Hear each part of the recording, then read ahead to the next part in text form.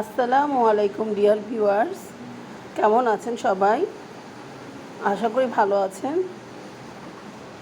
আজকে এই বৃষ্টির দিনে ঠান্ডা ঠান্ডা আবহাওয়ায় খিচুড়ি রান্না করেছি, পাতলা খিচুড়ি। সাথে আছে এটা হচ্ছে মরিচ ভর্তা, এটা হচ্ছে পেঁয়াজ মরিচ ধনেপাতা ভর্তা, এটা হচ্ছে আলু ভর্তা, এটা হয়েছে বেগুন ভর্তা। এখানে আবার আচার আছে ভিউয়ার্স, এই যে আচার, সাথে রেখেছি ঘি এবং কোক আছে। ভিউয়ার্স, আজকে এই ঠান্ডার দিনে এই খিচুড়িটা খুবই মজা, সাথে যদি একটু ঘি দিয়ে খান ও হেভি হবে। গরম গরম খিচুড়ি সাথে ঘি, হেভি মজা।